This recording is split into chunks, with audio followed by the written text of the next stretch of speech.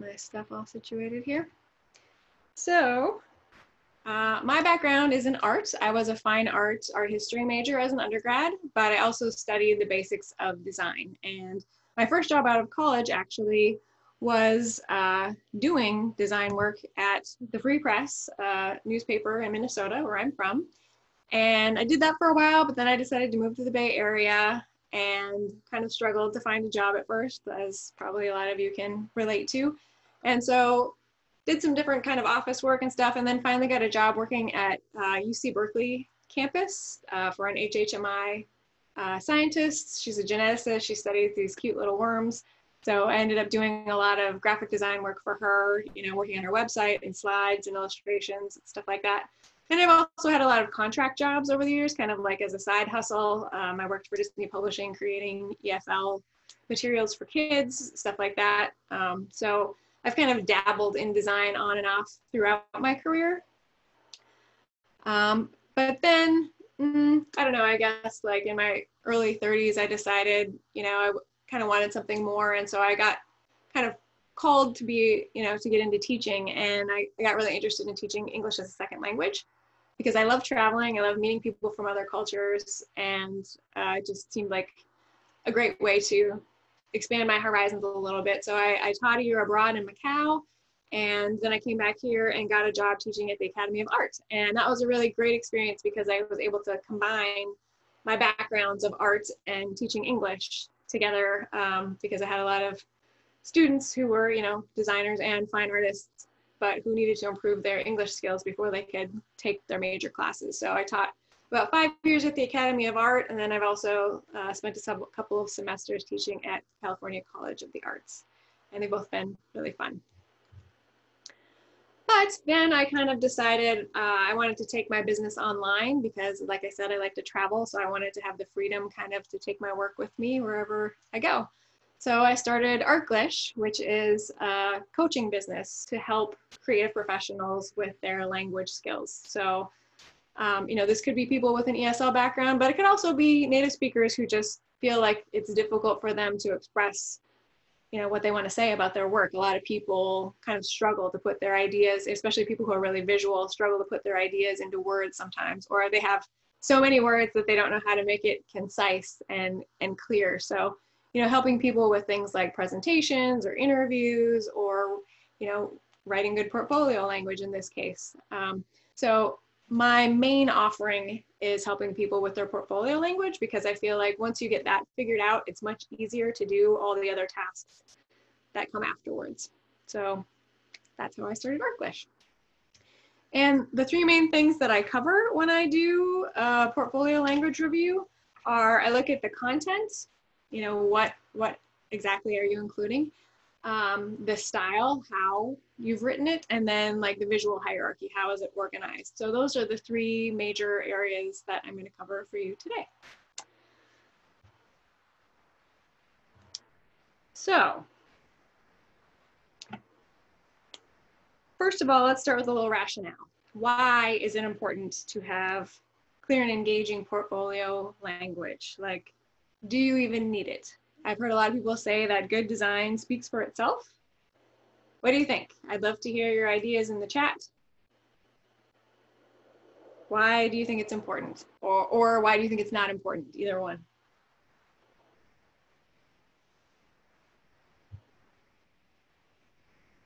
Words give context, consistency. It's important to talk about your work for non-designers. Yeah, that's true. Getting your message across clearly, context, tells a lot about the person and their work and experience. So sharing the decisions you made, storytelling. Yeah, exactly. Those are all great answers.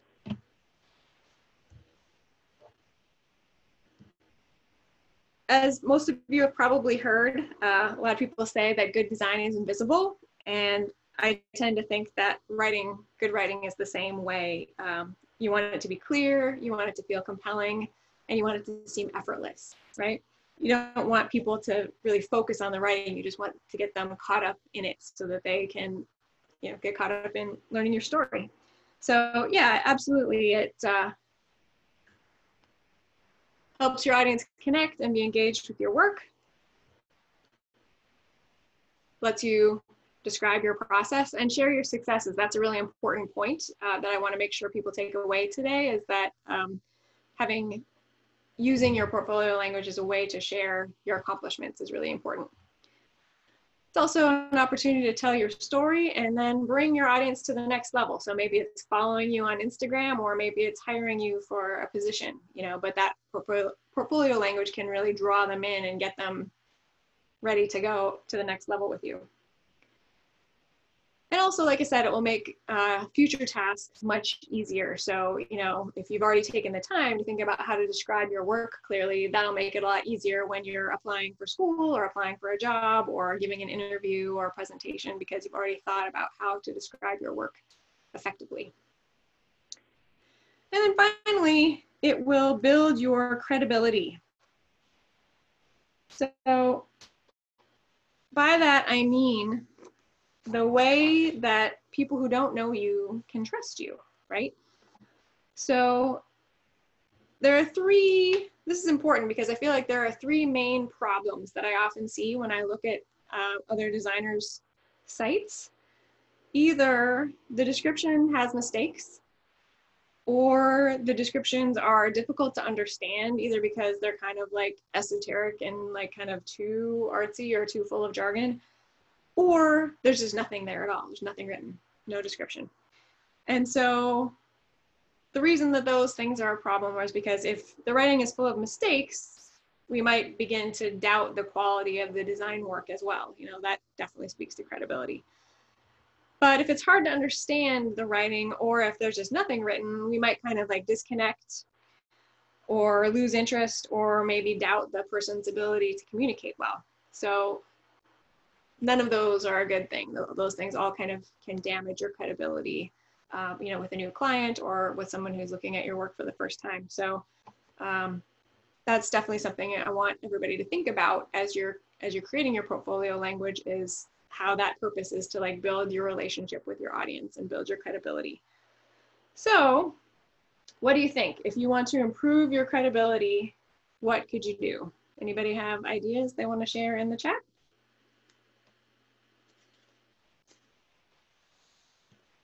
Testimonials, metrics, yes, absolutely.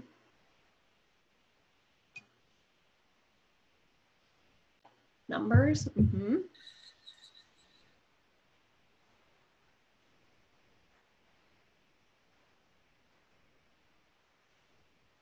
Consistency, stats. Yeah, definitely. Those things can all help. I'm talking kind of more holistically, but those are all good ideas.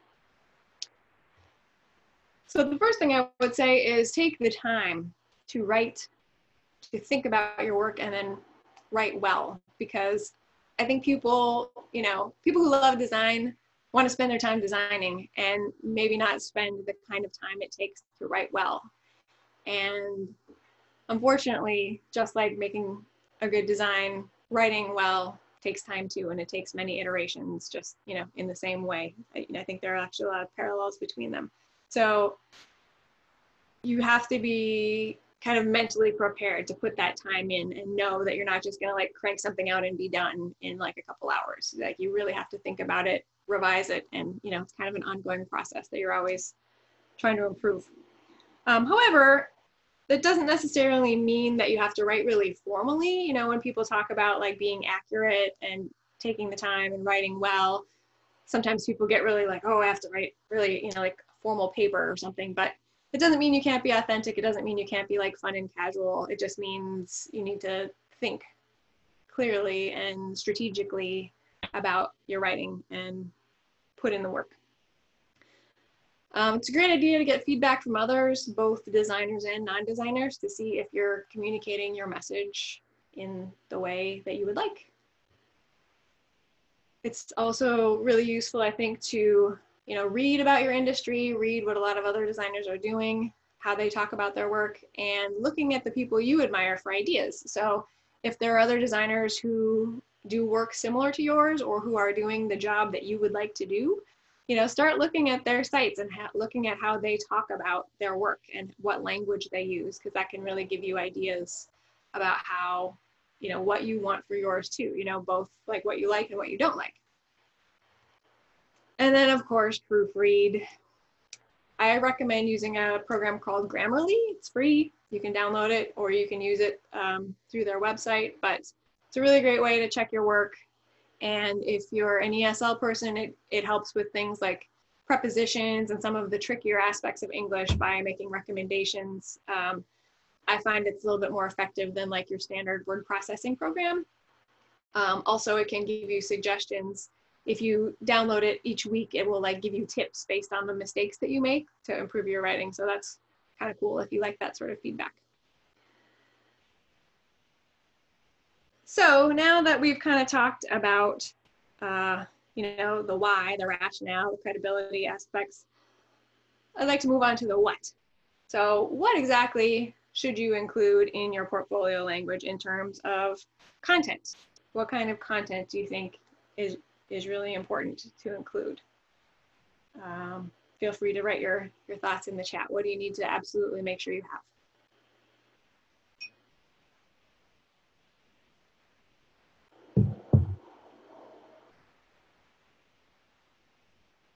Clients you've worked with? Yeah, you could do that. A call to action.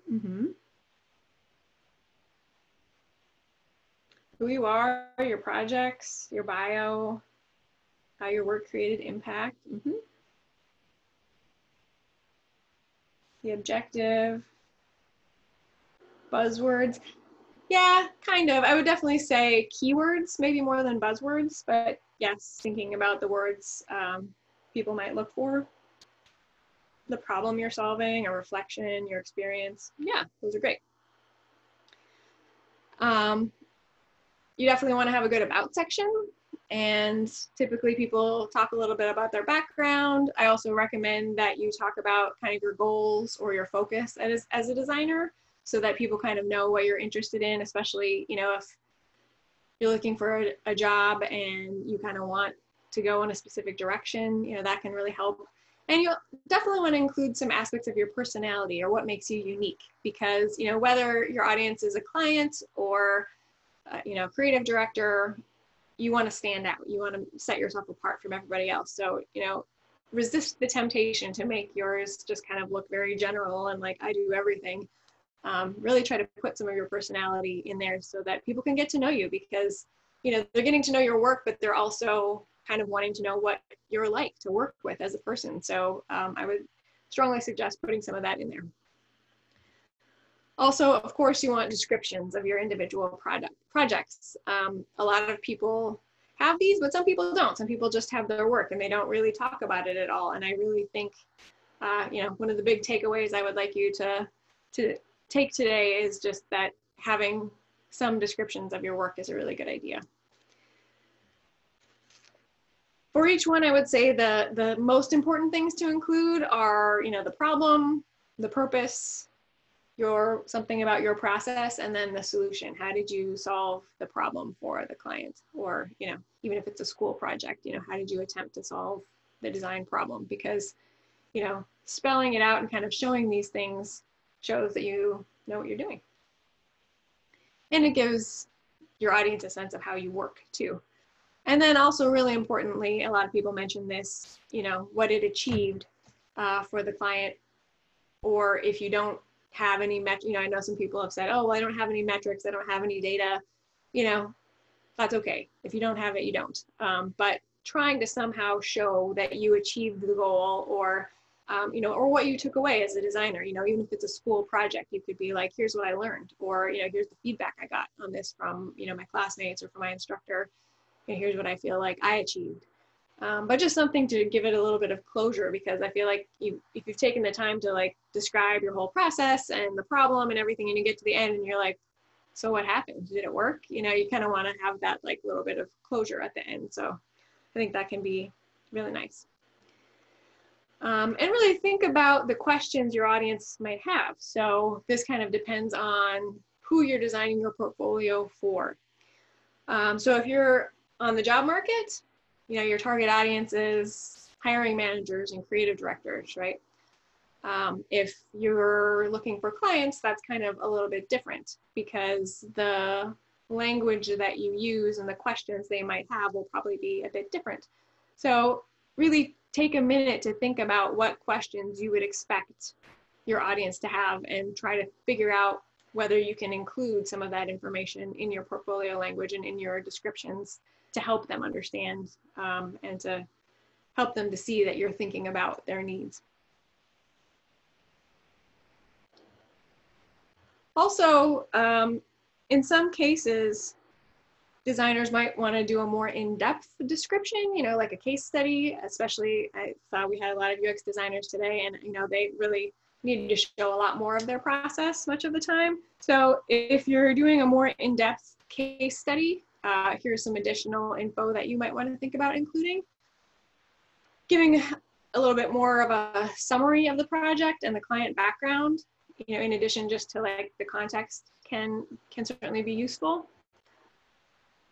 The goals of the project and maybe even a little part of the brief if you feel like it's appropriate. Most of the time people include their role if they worked with a team and then shared some of their research. And then finally, sometimes people like to share like the challenges that they faced and how they overcame them. Or they might talk about like, what they would have done differently if they'd had the chance, or this is what I would have done if I had more time. Those are all things that you can kind of decide whether you want to include depending on kind of what you feel tells your story most effectively. Unfortunately, people are like, well, what are the 5 things I have to write? But there's no like one right way to do this necessarily. I'm just kind of sharing with you what I commonly see and what I feel like you should consider. But you really, at the end of the day, you really need to think about what is the best solution for you and what you need to tell your story in a way that's engaging to your audience. So it's kind of a personal choice. So that's kind of the what to include. So our next bit is kind of moving more into the how. How can you improve your writing style? So, once you get your content all figured out, how do you write about it more effectively? So, the goal is to make it clear and engaging, right? To get your audience to stick around and read what you've written. How do you think you can do that? I'd like to see your ideas in the chat. So how can you write about your work clearly and engagingly? Practice, asking for feedback, yes. Reading and writing often, Oh, read good, writing often, yes. Yeah, definitely looking at what other designers write and looking at, publications in your industry to see how people write about this work. Journaling, keeping it simple, yeah. Writing about yourself, yeah, I mean, just with anything, the more you do it, the more comfortable you're going to get with it. So I would say, yeah, a combination of practice, getting feedback, and then looking at what other people do and trying to like create an objective view for yourself of like what's good or, what you think is effective. Looking for inspiration, looking at other people's portfolios. Yep, definitely. Thinking of it like a style guide or a design system. Yeah, that can be a good idea. Absolutely.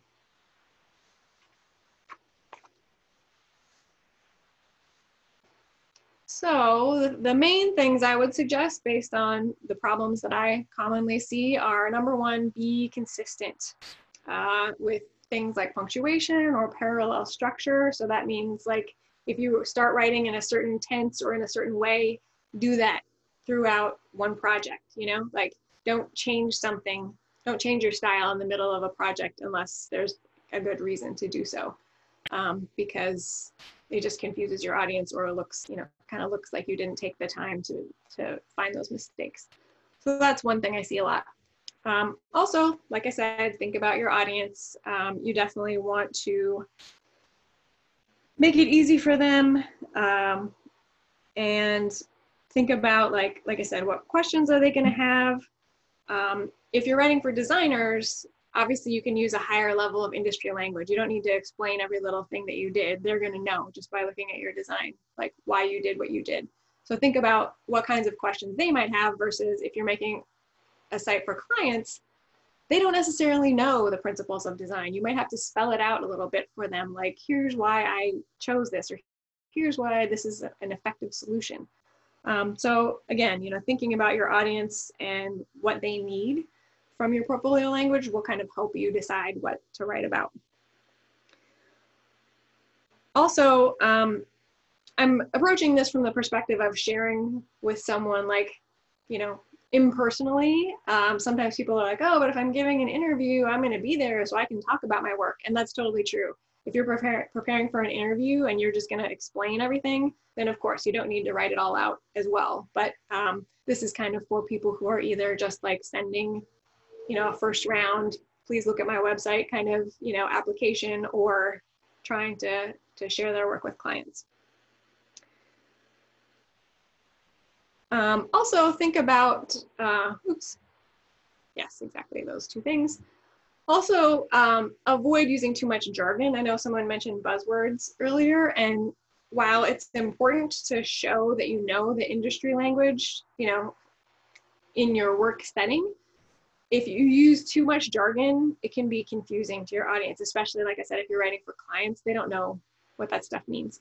So, and even for people who do know, if you use a ton of jargon, sometimes it can make your writing unclear. Like I did a contract job for doing editing work for Apple for a while, and the guy I was working under used so much jargon in his emails that sometimes I would have to read them multiple times to figure out what he actually wanted me to do. So just be a little bit careful not to get too sucked into that way of speaking, because if your audience isn't used to all those terms, they're going to be confused. Also, this is a hard one, be concise. Everybody always asks me, like, how much should I write? Like, how many pages, how many paragraphs, how many sentences? There's no magic formula, unfortunately. I wish there were. But people are busy, right? They say the average, creative director or hiring manager might only look at your portfolio for like 30 seconds, maybe not even that, when they're doing first round looks. So you need to pull people into your story and tell it effectively in as little writing as possible. So I know that's hard. It's what we all have to struggle with to get our audience to listen. Like, how can you tell your story quickly and effectively? So that's kind of the goal. I feel like in some ways using Instagram has kind of helped me, because sometimes I'm writing and writing and then I get to the end and I'm like, oh, I'm out of room. I guess I have to go back and revise. So, that's kind of all you can do, is go back and think, what can I really take out and still make my story effective? Also, be specific. One of the things I very commonly see is that people, when they're first starting out, tend to write about their work in a really general way. And even though I understand that temptation, because you want to seem open to everything, it doesn't really work. Because, again, if you think about, I'm a hiring manager and I'm looking at 50 different applications or portfolios, and they all kind of look really general, they're all going to kind of seem the same after a while. Whereas if someone makes it really personal and really talks about what makes them unique, I'm going to be like, oh, well, that's interesting. It stands out, it gets your attention. And so even if you're worried that, like, by specifying, what you really like to work on or what you're really good at, that will like make you less desirable for other things, it will also make you more desirable for the things you want. So, you have to decide whether that trade-off is worth it. And I personally think that it is, because if you really want to do a specific kind of work, or you really want to, do a specific kind of, have a specific kind of position, or, whatever it is, I mean, specific is always better, right? I mean, nobody is like, oh, that's so general, that's really great. So resist that temptation, because everyone does it.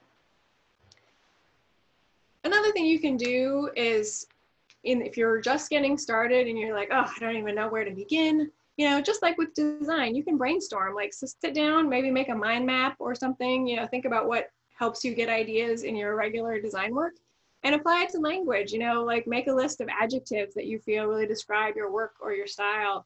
You know, just get it out of your head so you can start working with it, you know, without the pressure of like, oh, how can I write this perfect sentence? You know, it's a process. You got to like take it in steps. Also, think about the words that will evoke emotion in your audience. Think about how you want your audience to feel when they look at your work, and then think about how you can create that feeling through the words you choose, right? So trying to kind of guide them, but also get them to emote a little bit so that they feel connected to you, because that's really what you want. And then also when you're thinking about your process, what verbs come to mind? What actions? Because another thing people often do is, because they're trying to be formal, they will write in passive voice, passive verbs, and you don't really want to do that. It's much better to use active voice and be like, I did this, you know, my team did this, here's what we accomplished, not like, you know, this design was created, blah, blah, blah. You know, that's so boring. So, you know, keep your reader engaged by using those active words and those emotive words. That can really help.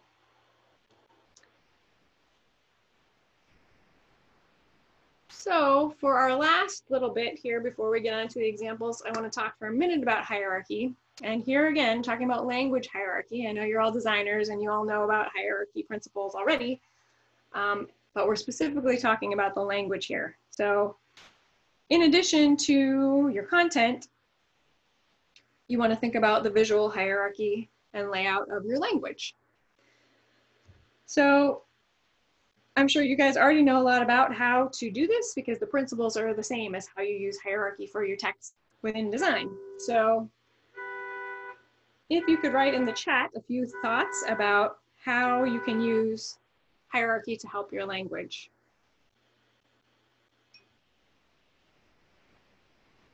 How can you use it to guide your reader throughout your portfolio?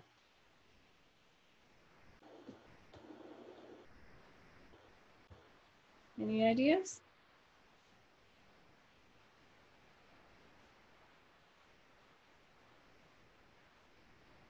Structured sections, yes. Yeah, like the sizing of the text, yes, exactly. Clear headers, bold, Yeah, that's exactly what I'm talking about. Yep. Yeah, having a clear structure, using, you know, your font choice, you know, the size, all that stuff to guide your reader throughout. That's exactly what I'm talking about, yes. So, oops.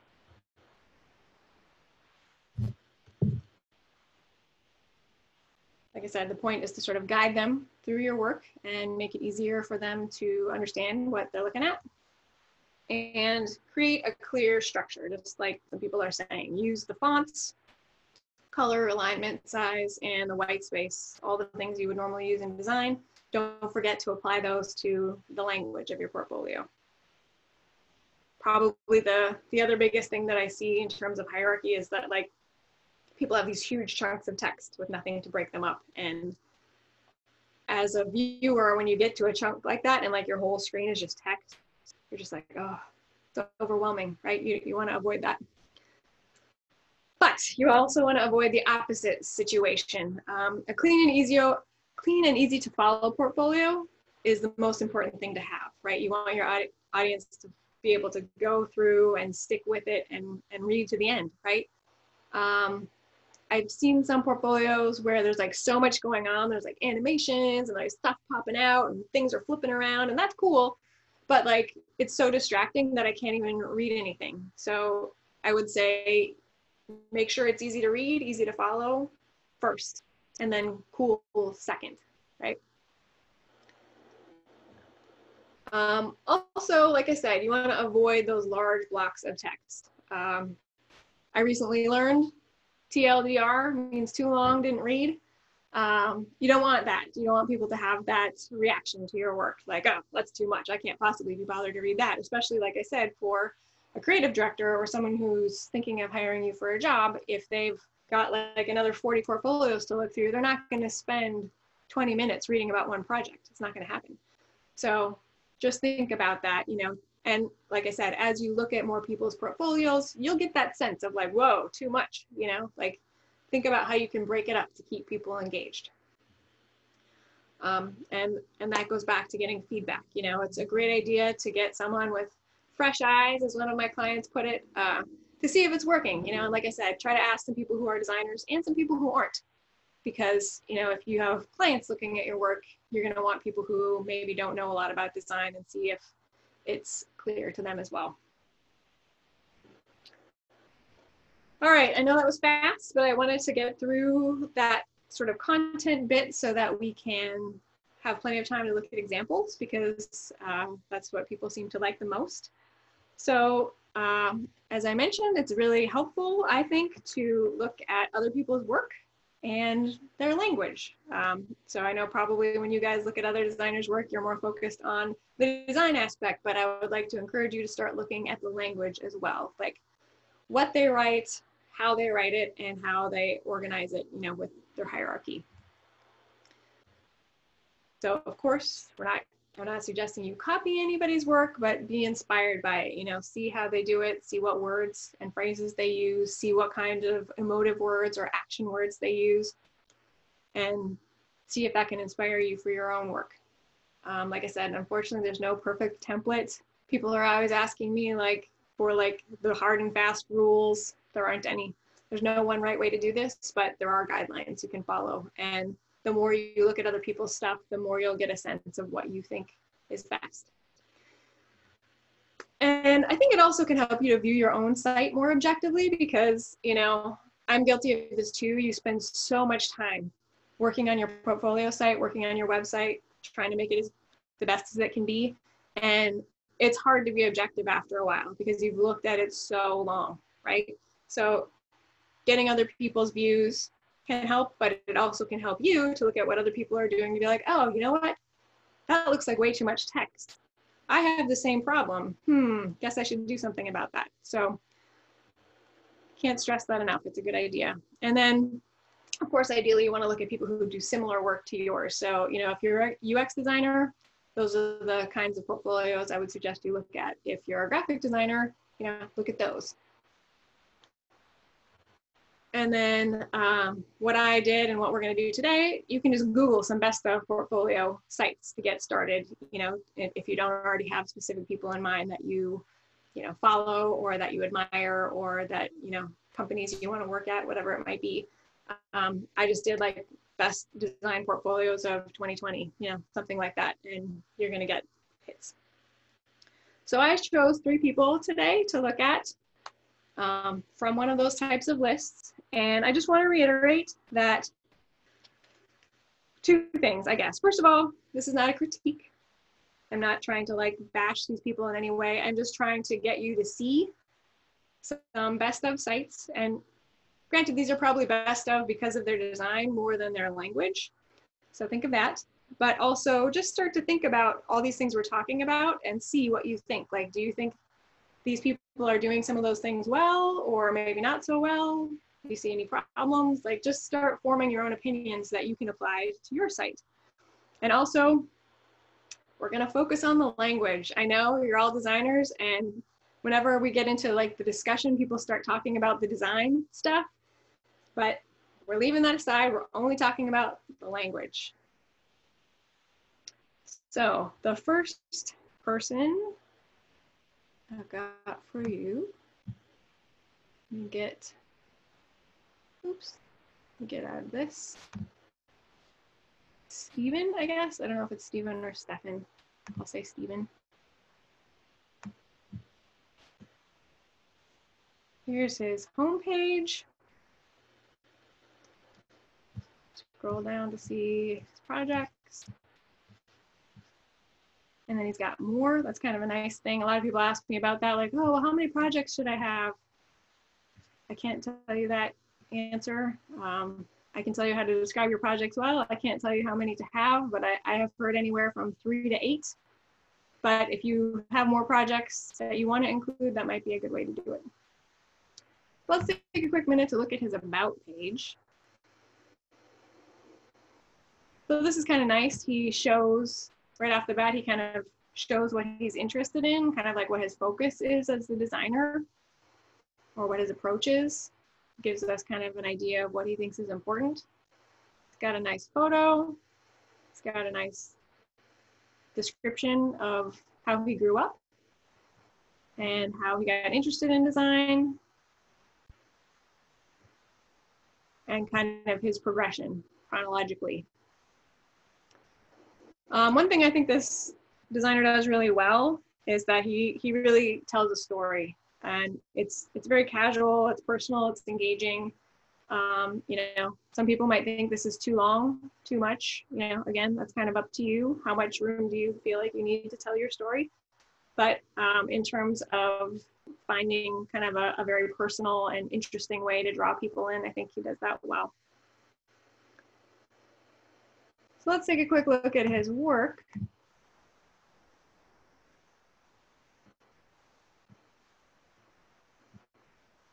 I was drawn to this app because I shop at Safeway, so we'll take a quick look at this project. So you can see right off the bat, he's got the timeline and his role. He gives us a little background and sort of talks about what they're trying to do.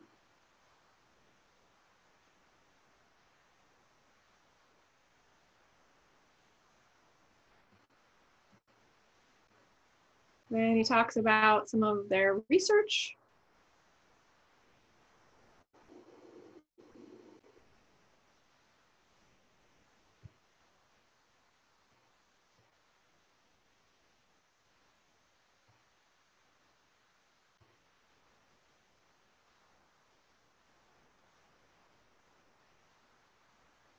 As you can see, he really breaks up the text. Like there aren't any sections where there's a ton of text, which I think is good. Kind of fun how it appears when you scroll down. So he's telling us a bit about his process and kind of describing what his team did as you go. Talking about some of the different features.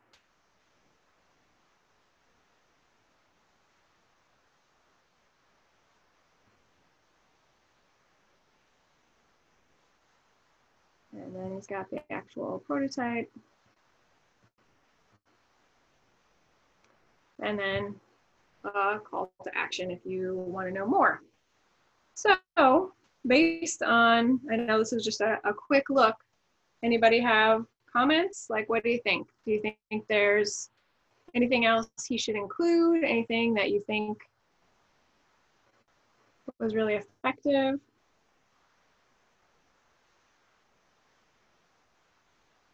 Like I said, I feel like what he does well, one of the things he does really well is really makes the story engaging. You know, it really feels like a conversation.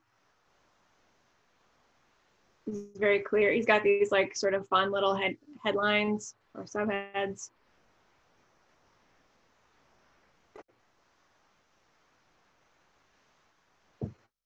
Minimal text that gets to the point. Yeah, that's true. But what he didn't include was, you know, what I said, a lot of people are missing the achievements. Like, did it work? And I think this is maybe still in progress. So that might be, I think the timeline said it's, yeah, to present. So maybe they haven't released it yet.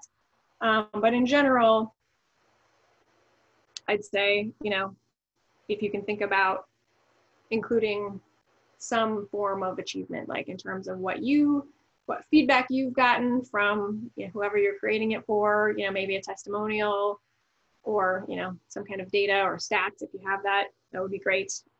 Or at the very least, kind of like a my takeaway reflection kind of section to show like, what did you learn from it? How did you grow as a designer? Yeah, metrics would be nice. Doesn't tell what challenges there were. You wish he had gone into more detail. Yeah, so like I said, it's kind of a balance. You wanna not include too much, but you also wanna include enough that you answer the questions your audience is likely to have. So I've got another one to show you. We'll take a quick look at Rachel's. So here's the initial view of her home screen.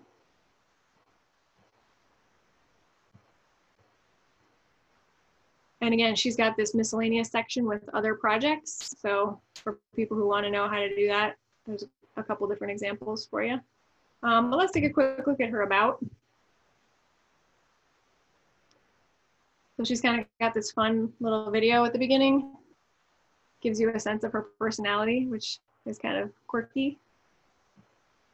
And she's got this nice little opening line talking about what she likes or what is important to her. One of the things I really like about this portfolio is she uses really active language, really active verbs, a lot of emotive words, a lot of like very rich language. So that's part of the reason I chose her. And then let's take a quick look at one of her projects. My husband works in healthcare, so I was kind of drawn to this project. Paper care. So gives a little description of what the app does. Or actually, yeah, this is the background about hypercare, I guess. So she's got her role, the tools she used, her team, the problem. As you can see, it's very structured, which is kind of nice. It's very easy because, again, if you're thinking about like a creative director, if they're just like scrolling and wanting to quickly look to see, you know, like what content is there, what they're looking for, you know, you want to make it easy for them. She's got the outcome that they're going for. Understanding the problem. Quote kind of breaks it up nicely. We talk about the approach. A little how might we sentence. And then some of the goals. And again, I think she did a nice job of using the hierarchy here to break this up so it doesn't feel overwhelming, even though it's kind of a big chunk of text. And then she starts talking about her process, ideation steps, solutions, and then she's got a reflection. So a lot of really good content. A little bit longer maybe, but you know, I don't feel like there's any point at which it's just like, whoa, that's so much text. So what do you think? Any thoughts on Rachel's site, what she does well, or what you think might be missing?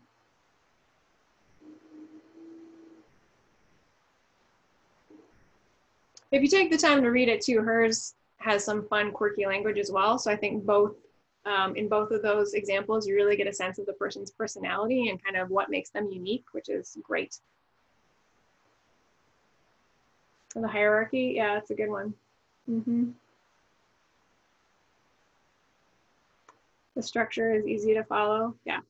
Yeah, and that's really, like I said, that's key. I mean, making it fun and quirky is great, but making it easy to get through is probably priority one. Easy to navigate, portfolio looks good. Yeah, exactly. Cool. Well, let's quickly look at one more and then we'll get to our people. So my last one, Melanie.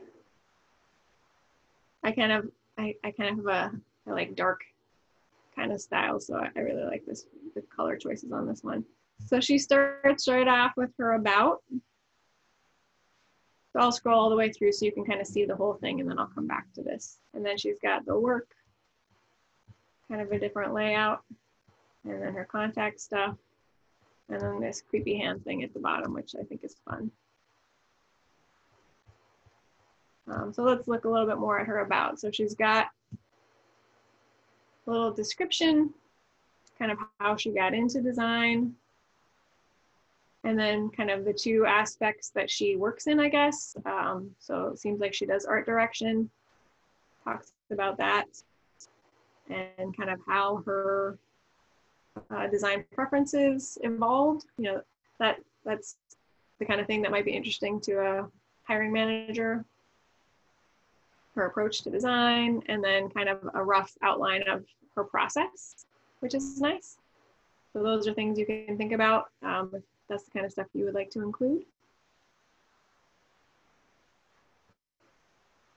And then I love traveling, so This was the project that jumped out at me first.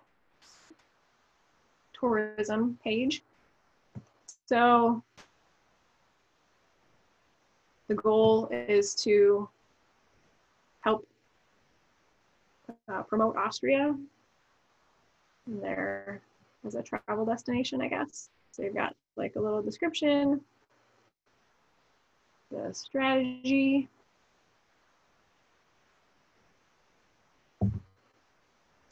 One thing I think is a little less good about this one, you can see she uses a lot of passive verbs, a lot of passive language.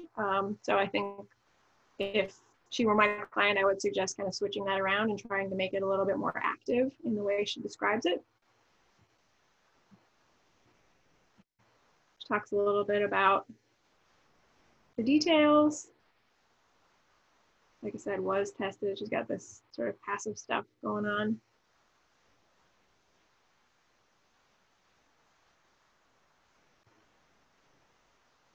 Describing her process a little bit. And that's kind of it. So not a lot of content on that one. So, you know, again, it's kind of up to you what you feel like your audience really needs to know, or what you feel like you want them to know as you tell your story. But, you know, I certainly think she could maybe benefit from telling us a little bit about the achievements or what she felt like this project accomplished for the client. Anybody else have comments on this one? Mm-hmm. Yeah, it's very eye-catching. Mm-hmm. Yes. Yeah. Yeah. A lot of beautiful design on this one, but from a language perspective, I think, you know, there are a few things that could be improved. Like I said, I feel like maybe adding a bit of content and making it more active would really help make the language as good as the design for this one. Make the text more readable, more simplified. Mm-hmm. Yeah, so maybe the hierarchy could be improved a little bit. That's true. Well, I'm hoping that you know, this exercise kind of helped you to make what I'm talking about a little bit more concrete. I know it's a lot to think about, but I kind of want to just give you a chance. Wanted to give you a chance to apply a little bit of what we've discussed. So now we're going to do the same thing with our volunteers. We had 3 people who, a number of people who volunteered. I chose 3 from the list because I think that's kind of all we'll have time for. People who volunteered to share their sites. So before we do that, I just want to remind you, we're talking about portfolio language. So I know it's hard to distinguish sometimes. People want to get talking about design stuff. But let's just really try to focus on the language because that's the topic today. So for each of these designers, I'm going to invite them to share their site and ask a question or 2 of the audience to respond to in the chat. So it might be like, you know, how can I improve this description, or what do you think I should include, or how do you like my about language, you know, something like that. So try to give them help them brainstorm, try to give them some positive suggestions about what they can do on the language for their site. So I announced them at the beginning, and I got 2 out of the 3. Let me get my names up here. So Sarah, if you're ready, you can go first. Pull up her site, and I think Grace can unmute you. Sarah, if you'd like to ask a question or 2 for the group. Anyone should be able to unmute themselves. Otherwise, type in the chat if you're not able to. Okay, so yeah, I guess you can unmute yourself and ask Sarah. Hi, could you refresh the page? I made some changes before, maybe. Thank you. Absolutely. Yeah. Thank you for the chance to work on this together. It's still a work in progress, but based on your presentation, I think like what I really want to look at is, I know I need to work on being more concise with my about page and my case studies, and maybe work on, I want to make sure that I'm telling a like there's a good flow in my storytelling. And yeah, I guess to make sure I have like a hierarchy that makes sense. Yeah. Sure. So which page would you like us to look at first? I guess the about page. Okay. First. Mm-hmm. All right. Well, I'll just kind of scroll and you tell me what you want me to do. Or if you have anything specific for the group, I'll just do a quick scroll. Oh, there's the bottom. So. Yeah, so I guess I want to know if I should, so this is like a second iteration, but I had like more subheaders to kind of like break all these paragraphs up. And I want to know if like that would look better visually, or if it looks crazy right now with like different like bolded sentences in there. All right, audience, what do you think? Give her some feedback in the chat. What do you think she could do? So a lot of people are saying less bold. They're suggesting titles. Okay. Yeah, sounds like we have kind of a consensus of less bold and maybe a little more structure. Okay. I thought so. So it's good to get affirmation on that. Yeah. I don't know if you can follow what's in the chat, but there's a lot of good suggestions coming through. We'll also have the chance to save the chat, I think. So we can do that at the end, so nobody gets missed. But yeah, a lot of people are saying that titles would help. Someone's saying they like how you have skills for each position. Maybe only certain keywords. Another thing too is because this is kind of a big chunk of text, and you know, I'm not necessarily saying it's too much, but maybe think about whether there's a way you can break it up visually a little bit, you know, like either in the way you have things laid out, or, you know, yeah, maybe like with color or a subhead or something, just so that my initial reaction doesn't feel as overwhelmed. Okay. Thank you. Thanks, everyone. Sure. I think we have probably time for another question if you have anything else you'd like feedback about. Yeah, if you can like go back to the homepage and just take a quick look at the first case study, and just like any suggestions or comments you have about the language and like whether you can kind of follow the story. Okay, so here we have Trip B, travel app offering authentic tips from locals and access to a like-minded community. And these, I noticed, are interactive. That's fun. So we're reimagining a travel app.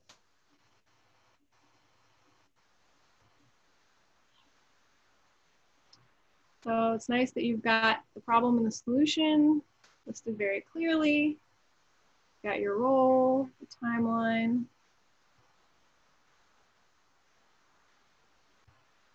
Prototype.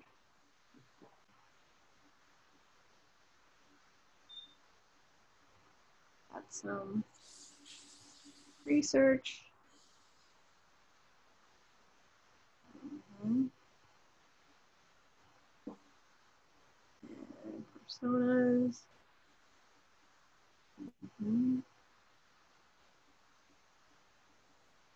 Looking at competitors.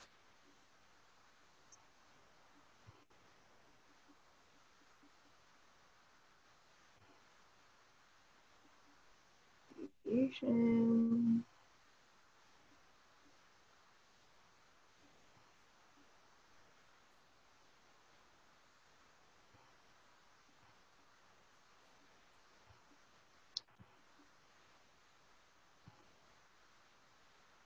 User testing.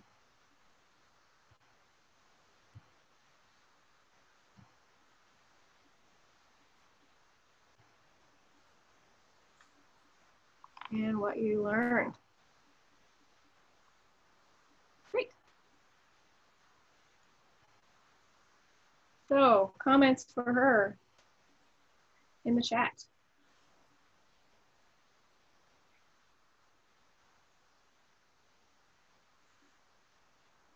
Quickly scroll back up. This is a lot of content, but you've got it broken up really nicely with the hierarchy and the images. Mm-hmm. What do people think? Do you think that the amount of text is okay?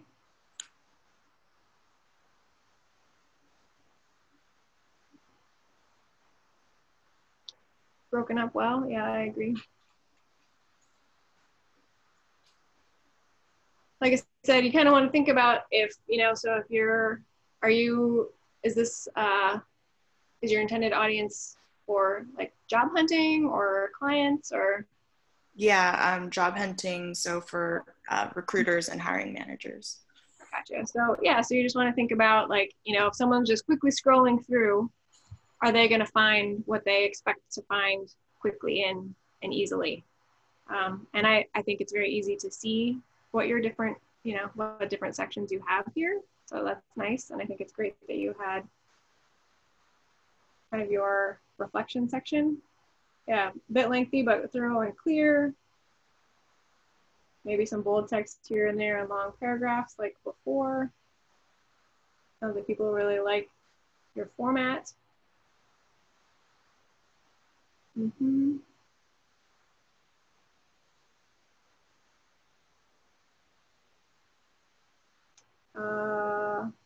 Oh, someone is saying maybe include the decision behind what you did might be useful. So something to think about. Nice.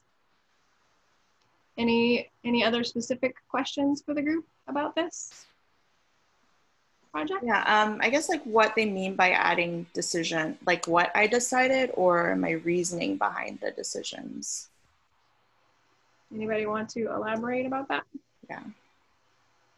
Okay. Awesome. Thanks, everyone. I think that's really helpful.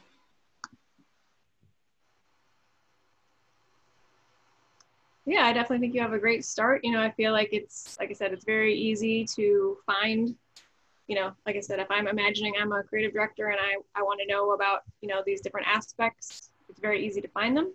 Mm-hmm. And I think you've got, you know, the layout is very clear. Obviously, I can't read through every detail at this point, but I'd say my first impression is very good. So maybe, you know, once you think about it, go back through with the stuff we talked about today and make sure that, you know, you've got very active, emotive kind of language. But yeah, I would say first impression looks really great. Thank you. Yeah, thank everyone. you. All right, so our second person, oops, I lost my little piece of paper.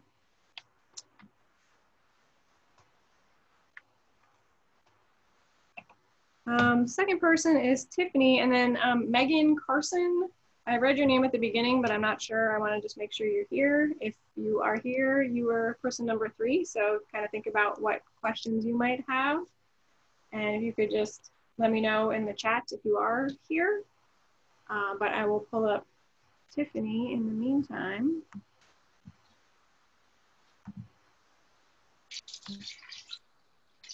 I have to say, Tiffany, I totally cracked up with this rotating smiley face when I got to your page, so well done.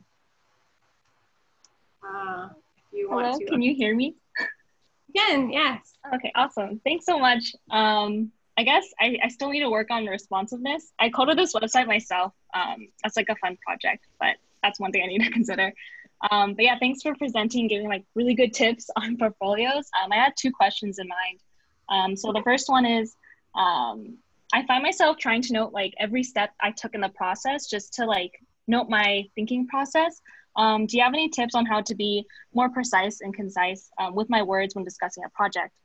Since again, when it comes to recruiters looking at my work, they kind of like glance by really quickly. So any way to, you know, resolve that?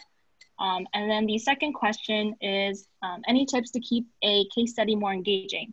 Again, I feel like case studies are just a very long process and just like very long process to discuss every detail. But how might we make it more engaging for anyone who can read it, whether it be a recruiter someone who just looked upon my portfolio and just wants to get some inspiration, anything like that.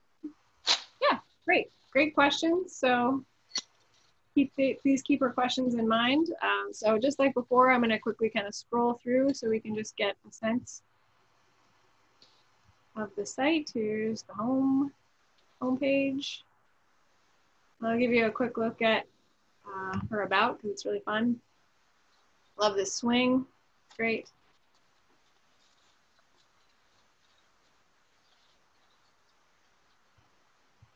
I think in a very good layout.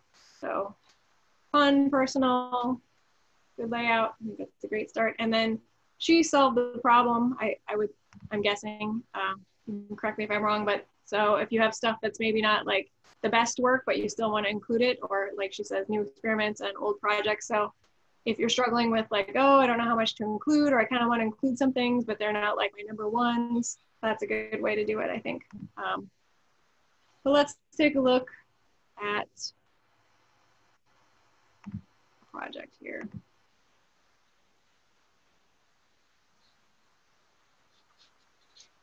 So here's one of her case studies. We can see she's got her role, her tools, her timeline, and kind of a nice little intro to give some context.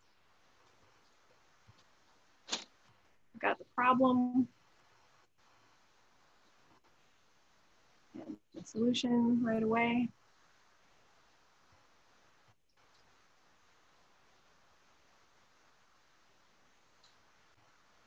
Oh, I want to note, this was something that I've had my portfolio given, like I've given feedback by other designers, and this was kind of like a crisscross that many of them had was sometimes it's best to put the solution first, or is it best to just have it at the end? I try to find like some leeway about both ways of just having like a brief introduction of my solution rather than just explaining like the whole thing. I think that's one thing. I don't know if it's best to do or anything, but yeah. Well, that's a good question. What do you think, audience? Do you think having the solution right at the top is effective, or would you rather see it at the end, kind of in its chronological place?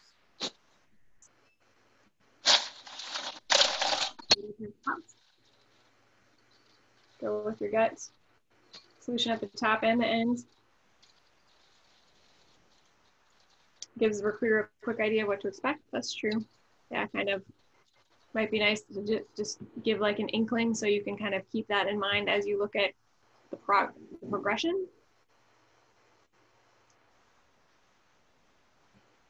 Got the process.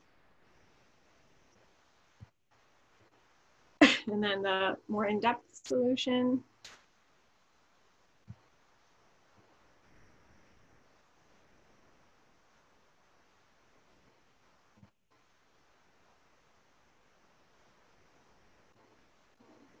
Giving some feedback. What went well and what can be improved. That's nice.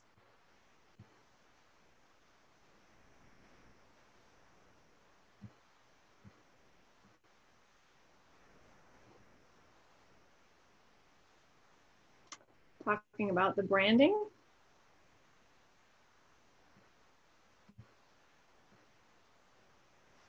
And the final deliverables.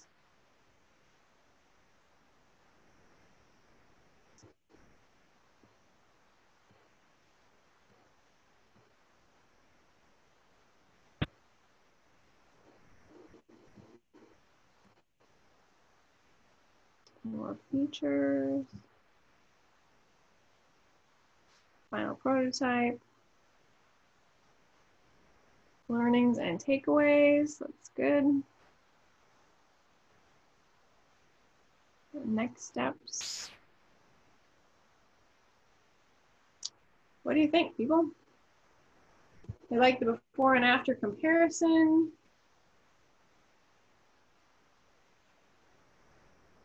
Scannable, that's true, that's very true.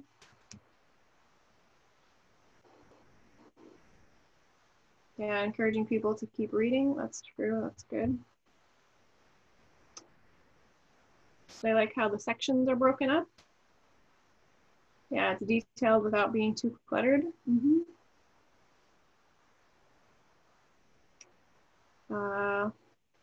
This person's saying that these last sections are very small compared to the other areas, so that's something to consider, I guess.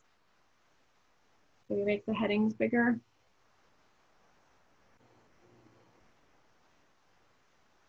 So since her question was about being concise, what do people think? Do you feel like this is too much to read? I know a lot of people said it's very scannable, but do you think the amount to read is too much?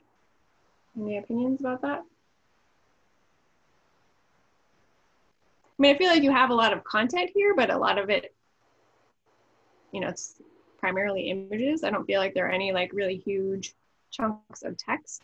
But again, usually with being concise, what I encourage people to think about is, you know, like imagine that you know, like with Instagram, imagine that you had to reduce it, like, you know, say it's this long and you're like, you know, I really like to get it to here. Can I do it? And sometimes just as an exercise, you know, sometimes just through the process of trying to reduce and trying to make it shorter, it kind of helps you evaluate like if you can, because sometimes you might be like, you know, the sentence seems kind of long, but I really can't afford to lose any of it. I really need this as a part of my story. Whereas like this part, I'm kind of just repeating, so I can take that out and that's no big deal. So doing it just kind of as an exercise to see if you can do it, and then comparing, you know, the reduced version versus the full version. I think sometimes just that process can help you decide like whether there's fluff kind of that you can afford to lose. So that's something to think about.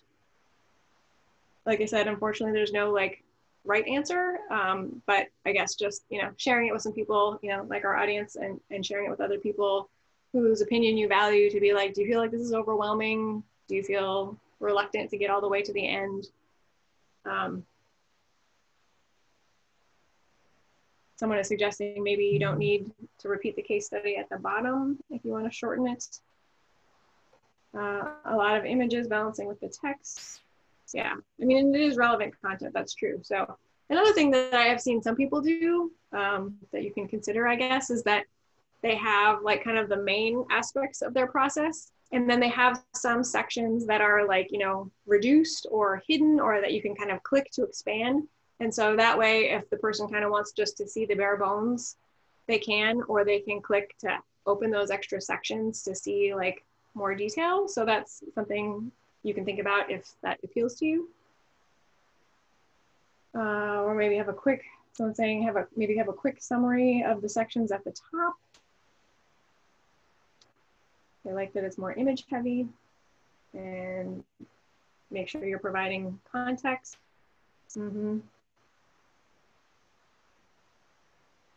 Yeah, I think those are some good points. Trying to remember, I know you had two questions, Tiffany. I know the one was about being concise. What was the other one? The second one was any tips on how to keep the case study more engaging, or at least like relative back to the problem. I think one thing I was stuck in is like when going back to the problem, I don't want to restate the problem, but I wanted to like add more on how the solution would go back to the problem. So any tips on that would be really helpful. Okay, so how can we connect back to the problem effectively in the other areas? Right. Gotcha. And maybe also, you know, something to think about, like I said, I haven't had the chance to read this in depth, but because you're talking about COVID-19, you know, that's something people have a lot of feelings about. So, you know, thinking about how to connect with people's emotions about this, you know, trying to solve a problem for them, like, you know, using those emotive words. And maybe that's a way too that you can connect back to the problem, like choosing description, you know, using the language to think about like helping people, you know, with that struggle. Because it is very stressful, I'm sure, for everyone to like deal with the new reality of grocery shopping and everything that goes with it. So, you know, one way maybe could be to keep that emotional connection throughout talking about how people feel about having a good solution. A persona is a great way to run a thematic thread through a case study. That's a good suggestion. And kind of like what I was saying, you know, you could more maybe personalize it with your persona, like, oh, poor Jessica, she has to, you know, get up at 5 in the morning to do her grocery shopping because the stores are so crowded. How could we help her? Or, you know, whatever it is, like, you know, that definitely adds a storytelling element. Yeah, some good suggestions. Or older people as a persona. Yeah, you know, so I guess think about like, you know, who you feel would benefit the most. I'll kind of quickly scroll back through in case people have other ideas.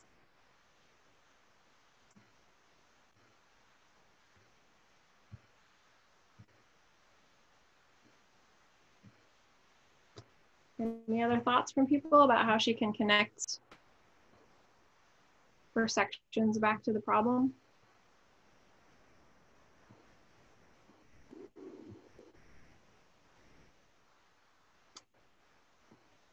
Mentioned COVID-19 in the title or bolded in the beginning problem. I perked up my interest when I saw it. Yeah, I mean, definitely, I think that's an advantage of this project is that it relates to something we can all really connect with right now. So it is probably going to get people's attention.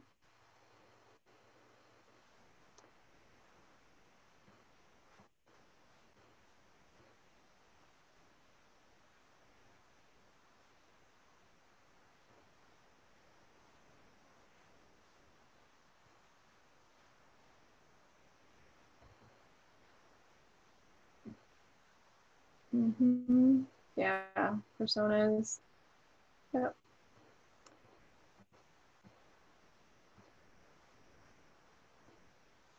Great. Well, thank you for sharing, Tiffany and Sarah. I think it's really helpful for the group when we have those clear examples. Did Megan make it onto the call? Megan Carson, you are my third person, but I am not sure if you're here or not. If you're here, could you say something in the chat and we'll take a little bit of time for you as well?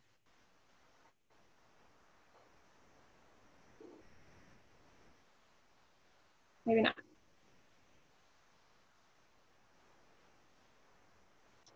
All right, well, hopefully those two examples gave you a good feel for kind of how you can apply this in your own work. And like I said, this is just, you know, kind of the basics. I know it's a lot, but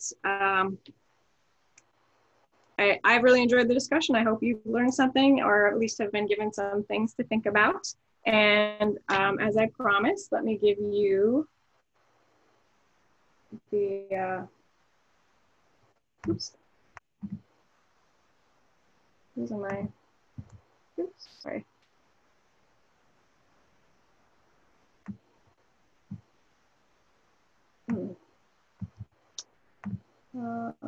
Trying to share my document here. Maybe I can't. You can also email a document at the end as well. Oh, okay. Yeah. We'll do that. I have we'll an do email that list. Yeah. Everyone who Perfect. signed up. So yeah.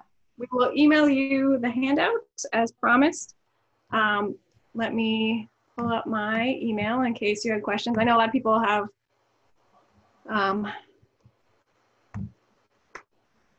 specific questions they'd like to ask about their site. So, you know, I certainly welcome those. You can reach me at my email here, or I'm on Design Buddies as well. So you can reach out to me there if you'd like. We will email that PDF. The other thing I wanted to mention is that if you'd like to join my mailing list, I have a free mini course that covers kind of similar content. It's a 3-day email course that talks about some different ways that you can improve your portfolio language, kind of relating to what we talked to today. So if you'd like to sign up for that, please do. You can just go to my website, artglish.com, and there's a link to sign up. Also, there's a link within, I think, that PDF document. And finally, I created a survey today to get some feedback about the workshop if you'd care to share your thoughts. I'm going to choose one person from the people who submit a response and do a giveaway of a free portfolio language review session. So I'll choose one person probably early next week, and I'll post it in my Instagram stories, and I'll email that person to let them know. But if you're interested in getting that kind of help, please feel free to sign up. You know,